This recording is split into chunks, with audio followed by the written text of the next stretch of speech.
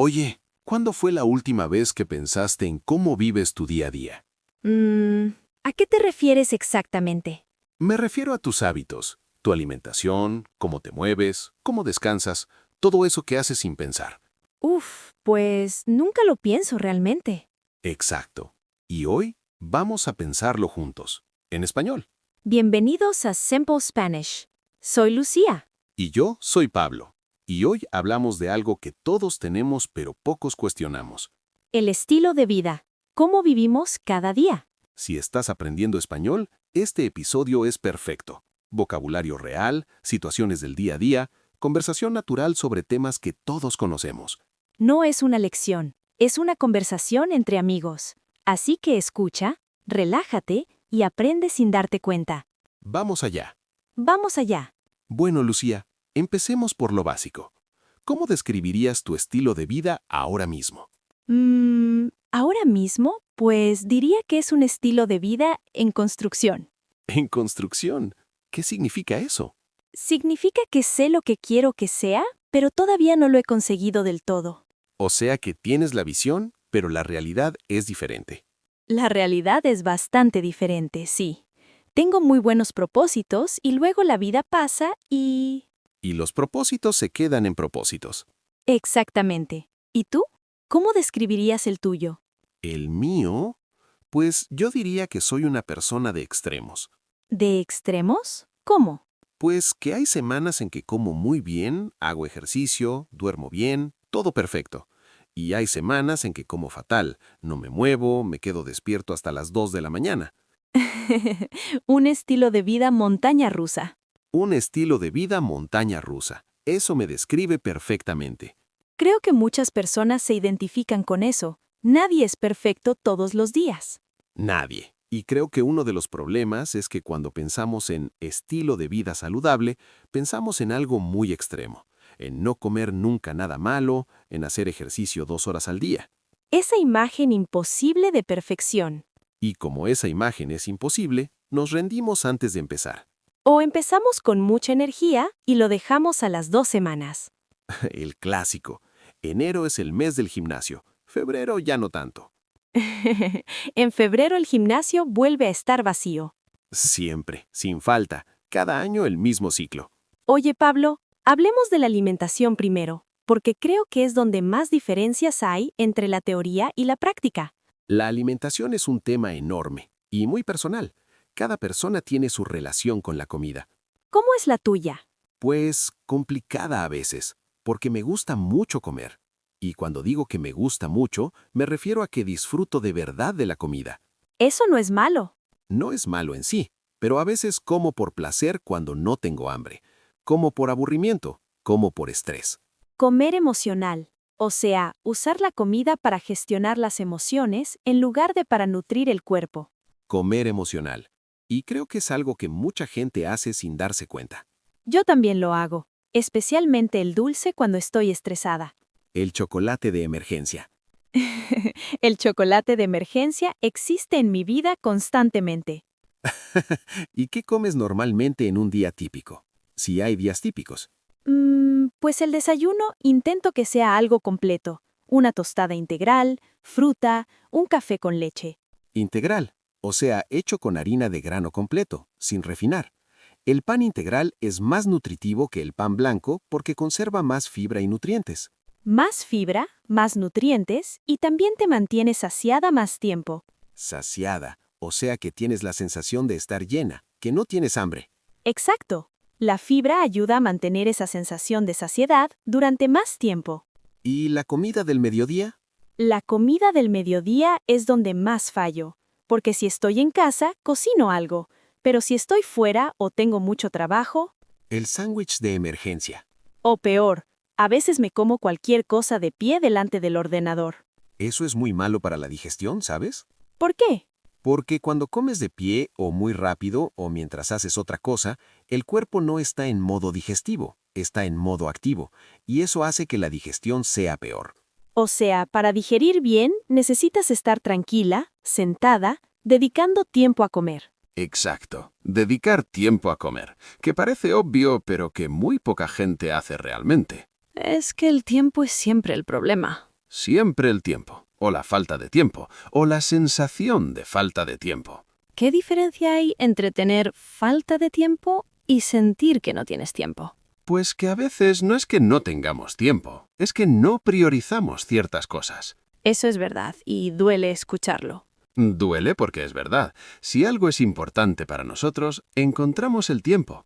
El problema es que comer bien no siempre nos parece tan urgente como otras cosas. Y sin embargo es fundamental, porque lo que comes afecta a todo, a tu energía, a tu concentración, a tu estado de ánimo. Exacto, a tu estado de ánimo. Eso es algo que la gente no suele conectar, que lo que comes afecta cómo te sientes emocionalmente. ¿En qué sentido? Pues hay estudios que muestran que la alimentación tiene un impacto directo en la salud mental, que ciertos alimentos ayudan a producir serotonina, que es la hormona del bienestar. Serotonina, o sea, una sustancia que produce el cerebro y que nos hace sentir bien, felices, tranquilos. Exacto, y hay alimentos que la favorecen y alimentos que la perjudican. Perjudicar, o sea, hacerle daño, afectarla negativamente. Por ejemplo, el exceso de azúcar puede provocar bajones de energía y de ánimo, que es muy cruel porque cuando estás triste comes dulce para sentirte mejor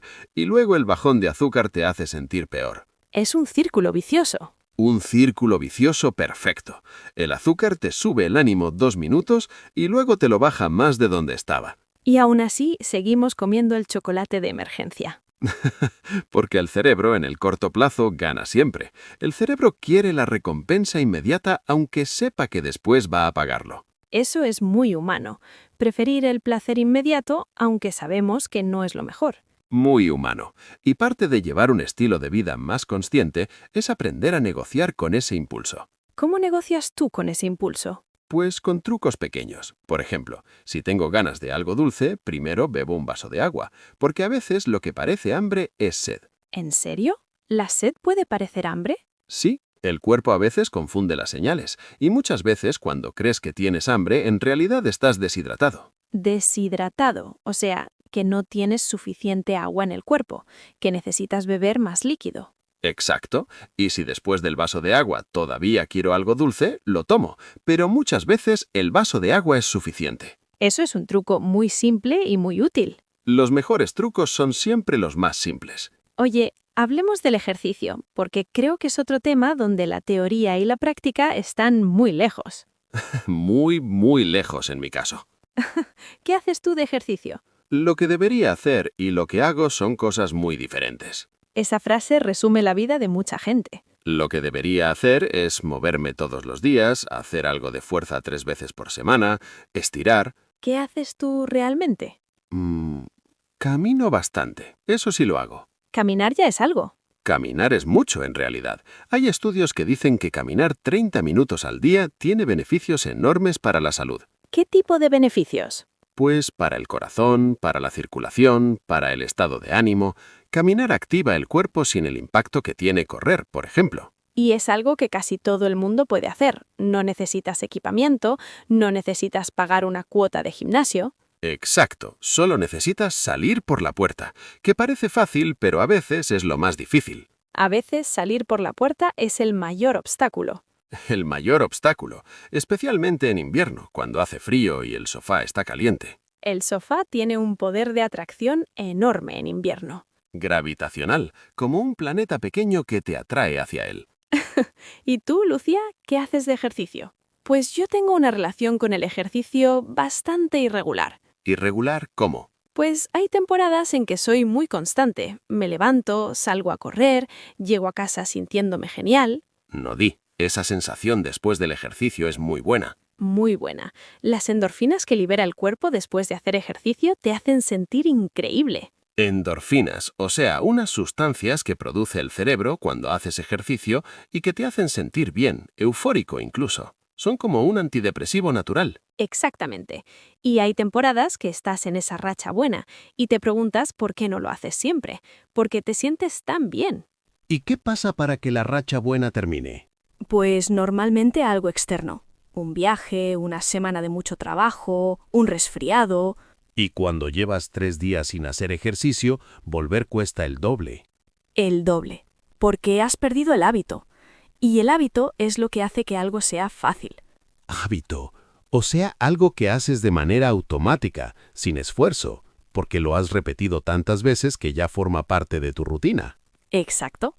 Y cuando el hábito se rompe, tienes que volver a construirlo desde cero. Y eso cuesta. Por eso los expertos dicen que la clave no es la motivación, sino la consistencia. ¿Cuál es la diferencia? Pues la motivación es esa energía que sientes al principio, las ganas, el entusiasmo. Pero la motivación sube y baja, no puedes depender de ella. Notivo. Y la consistencia es hacer algo aunque no tengas ganas. Exacto. Aunque estés cansado, aunque no tengas motivación ese día, lo haces igualmente. Y eso con el tiempo se convierte en hábito. O sea, no esperas a tener ganas, simplemente lo haces. Simplemente lo haces, aunque sea 10 minutos, aunque sea una versión pequeña de lo que quieres hacer. ¿Y tú aplicas eso? Intento aplicarlo, con éxito variable. Con éxito variable, eso es muy honesto. Soy una persona muy honesta sobre mis fallos. Eso ya es algo positivo. Oye, Lucía, hablemos del sueño, porque creo que es el hábito más subestimado de todos. El sueño es fundamental y es lo primero que sacrificamos cuando estamos ocupados. Como si dormir fuera tiempo perdido. Eso me pone muy nerviosa. Esa cultura de duermo poco y trabajo mucho como si fuera una medalla. Esa actitud de que dormir poco es señal de que eres muy trabajador y ambicioso. Cuando en realidad es lo contrario. Dormir mal te hace menos productivo, menos concentrado, más irritable. El cerebro necesita dormir para procesar la información del día, para consolidar los recuerdos, para reparar el cuerpo. Consolidar los recuerdos, o sea, fijarlos bien en la memoria. Durante el sueño, el cerebro organiza y guarda lo que aprendiste durante el día.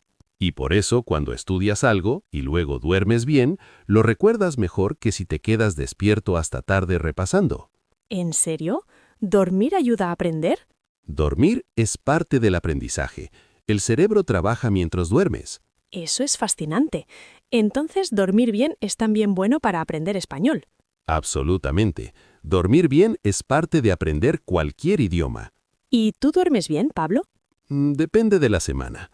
Hay semanas que sí, que me acuesto a una hora razonable, duermo bien, me levanto descansado. ¿Y las otras semanas? Las otras semanas me quedo hasta tarde haciendo cosas que no son urgentes, viendo series, mirando el teléfono. El ladrón de horas nocturnas. El ladrón de horas nocturnas. Las pantallas que te roban el sueño sin que te des cuenta. Y lo peor es que cuando estás mirando el teléfono de noche, la luz de la pantalla le dice al cerebro que es de día. Y el cerebro deja de producir melatonina, que es la hormona del sueño. Entonces no tienes sueño aunque estés agotado. Estás físicamente cansado, pero el cerebro no recibe la señal de que es hora de dormir. Una trampa perfecta. Cuanto más cansado estás, más tentado estás de quedarte en el sofá con el teléfono y más difícil es dormir. Otro círculo vicioso. La vida está llena de círculos viciosos. Y de círculos virtuosos también. Cuando un hábito bueno lleva a otro. Exacto. Cuando duermes bien, tienes más energía para hacer ejercicio. Cuando haces ejercicio, duermes mejor. Cuando duermes y te mueves bien, comes mejor. Sonríe. El dominó de los buenos hábitos. El dominó de los buenos hábitos. Me gusta esa imagen.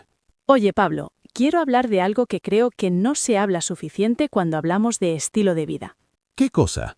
Sería la salud mental. Porque cuando decimos estilo de vida saludable, siempre pensamos en el cuerpo, en la comida, en el ejercicio, en dormir. Notivo. Y la mente queda fuera.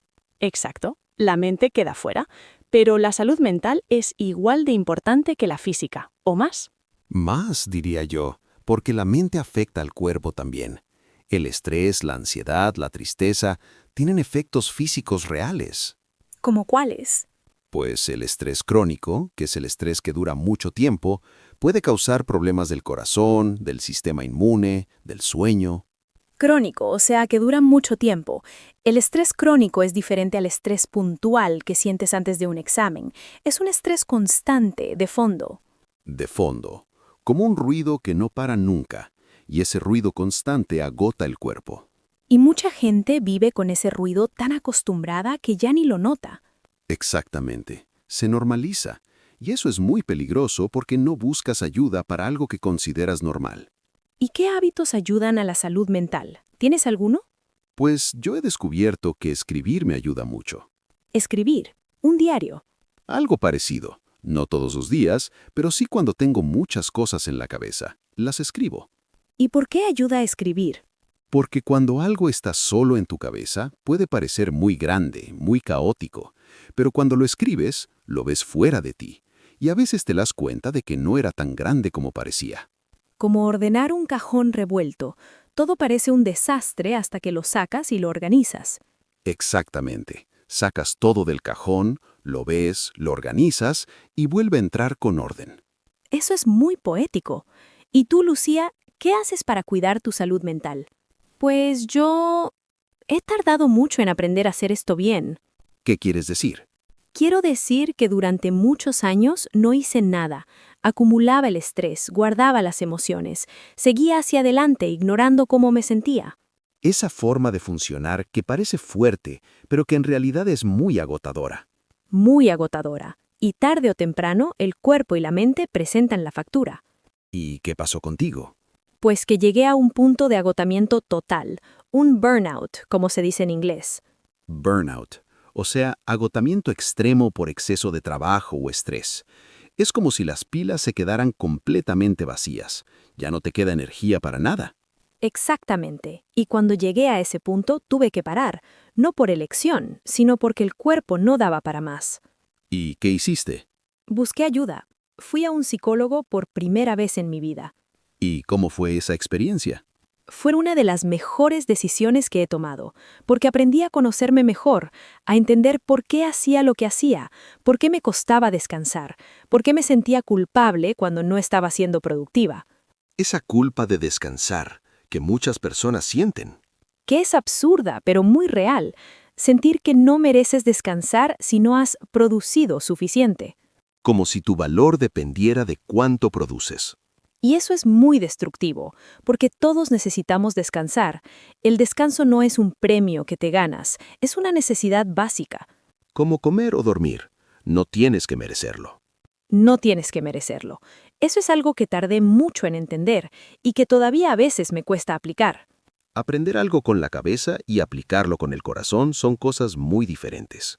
Muy diferentes. Puedes saber perfectamente que necesitas descansar y aún así sentirte mal cuando lo haces. Oye, Lucía, quiero hablar de algo que está muy relacionado con el estilo de vida y creo que afecta a mucha gente joven especialmente. ¿De qué quieres hablar? Pues de las redes sociales y cómo afectan a nuestra percepción de lo que es una vida buena. Ay, ese tema, sí. Porque las redes sociales están llenas de vidas perfectas. Gente comiendo perfectamente, haciendo ejercicio perfectamente, viajando, siendo productivos, siendo felices.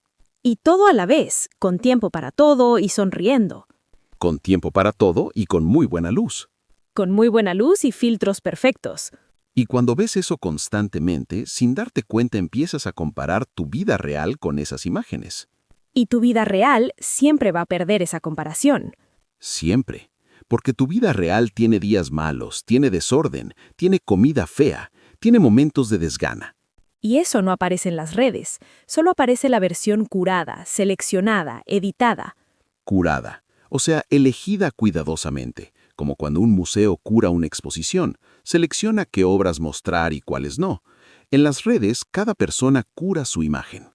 Y tú comparas tu colección completa, incluyendo los cuadros feos, con la selección perfecta de otros.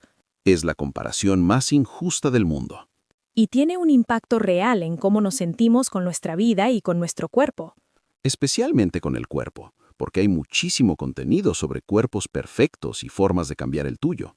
Y eso puede volverse muy tóxico muy rápido. ¿Tú has tenido que poner límites a tu consumo de redes? Sí, he borrado aplicaciones en varias ocasiones y cada vez que lo hago noto la diferencia en cómo me siento. ¿Qué diferencia notas? Pues que estoy más presente, que pienso menos en cómo me veo y más en cómo me siento, Que tengo más tiempo para cosas que me gustan de verdad. Más tiempo y más atención, porque las redes no solo roban tiempo, roban atención. Y la atención es quizá el recurso más valioso que tenemos. Lo que decides atender es lo que se convierte en importante para ti, y si atiendes constantemente la vida editada de otros, empiezas a valorar tu vida según esos estándares imposibles. Estándares, o sea, niveles de referencia, expectativas de cómo deben ser las cosas. Los estándares imposibles son expectativas que nadie puede cumplir en la realidad. Y vivir intentando cumplir estándares imposibles es agotador y frustrante. Por eso, una parte muy importante del estilo de vida saludable es decidir conscientemente qué consumes, no solo en la comida, también en información, en imágenes, en contenido. Lo que entra por los ojos y los oídos también alimenta o envenena. Envenena. Esa es una palabra fuerte pero cierta. Cierta, el contenido tóxico tiene efectos reales en cómo te sientes. Oye, Pablo, estamos hablando de muchas cosas que hay que cambiar o mejorar, pero quiero preguntarte algo más positivo. ¿Qué? ¿Cuál es el hábito del que estás más orgulloso? Algo que hayas conseguido mantener. Pues creo que lo que más orgulloso me hace es haber dejado de tomar café después de las 2 de la tarde. ¿Eso es todo? Parece pequeño, pero para mí fue un cambio enorme, porque antes tomaba 4 o 5 cafés al día a cualquier hora. Eso es mucha cafeína. Mucha. Y luego me preguntaba por qué dormía mal. La cafeína tiene una vida media de unas 6 horas en el cuerpo. Vida media, o sea, el tiempo que tarda el cuerpo en eliminar la mitad de una sustancia. Si tomas café a las 6 de la tarde, a medianoche todavía tienes la mitad de esa cafeína en el cuerpo. Exactamente, afectando al sueño sin que seas consciente. Y desde que dejé el café de tarde, duermo mucho mejor. Un cambio pequeño con un impacto grande. Siempre son los cambios pequeños los que más impactan. No hace falta revolucionar tu vida de golpe. ¿Y tú, Lucía? ¿Tu hábito favorito? El mío es caminar sin destino. ¿Sin destino? Sin destino. Sin teléfono, sin música, sin podcast, solo caminar. ¿Sin nada? Sin nada. Y al principio me costó mucho porque estaba muy acostumbrada a llenar siempre el silencio. El miedo al silencio, que es muy común. Muy común, porque en el silencio aparecen los pensamientos que evitamos, y eso da miedo. Pero esos pensamientos estaban ahí de todas formas. Estaban ahí, solo que enterrados debajo del ruido, y cuando los dejas salir, los puedes procesar. El silencio como espacio para procesar. Exactamente. Y ahora esos paseos sin destino son mi momento favorito del día. Salgo sin saber a dónde voy y vuelvo a casa con la cabeza más clara. Eso es muy hermoso. Perderse para encontrarse. Perderse para encontrarse. Me gusta esa forma de decirlo. Bueno, creo que es hora de hacer un repaso para los que están practicando español. Sí, porque hoy hemos usado mucho vocabulario muy útil relacionado con el estilo de vida. Hemos hablado de estar saciado. Saciado significa tener la sensación de estar lleno, de no tener más hambre. Por ejemplo, la fibra te mantiene saciado durante más tiempo. O sea, la fibra hace que no tengas hambre por más horas. También hemos usado perjudicar. Perjudicar significa hacer daño, afectar negativamente. Por ejemplo, el exceso de azúcar perjudica tu estado de ánimo. O sea, tomar mucho azúcar tiene un efecto negativo en cómo te sientes. Y hemos hablado del burnout. En español también decimos exhaustión extrema. Es cuando llegas a un punto de cansancio total por exceso de trabajo o estrés. Es como quedarte sin batería completamente. Y una expresión muy importante, círculo vicioso. Un círculo vicioso es una situación donde un problema lleva a otro, y ese otro empeora el primero. Por ejemplo, el estrés no te deja dormir y no dormir aumenta el estrés. Es un círculo del que cuesta salir. Y la alternativa positiva es el círculo virtuoso, donde un hábito bueno lleva a otro. Dormir bien te da energía para hacer ejercicio y el ejercicio te ayuda a dormir mejor. Todo conectado. El estilo de vida es un sistema, no piezas sueltas. Y lo más importante que hemos aprendido hoy, Que no se trata de ser perfecto, se trata de ser consciente, de tomar pequeñas decisiones mejores cada día. Pequeñas decisiones que con el tiempo construyen una vida más sana y más feliz. Muchísimas gracias por estar aquí con nosotros en Simple Spanish. Gracias de verdad. Y si el episodio de hoy te hizo pensar en algo, si tienes algún hábito del que estés orgulloso o alguno que quieras cambiar, Cuéntanoslo en los comentarios. En español, practica escribiendo sobre tu propio estilo de vida. ¿Qué comes normalmente? ¿Haces ejercicio? ¿Duermes bien? Cuéntanos todo. Y si todavía no te has suscrito al canal, este es el momento. Cada semana tenemos conversaciones nuevas sobre temas de la vida real. Español real. Temas reales. Para que puedas usar el idioma en tu vida de verdad. Hasta la próxima. Hasta la próxima. Y recuerda, Los grandes cambios empiezan con decisiones pequeñas. decisiones pequeñas. Cada día.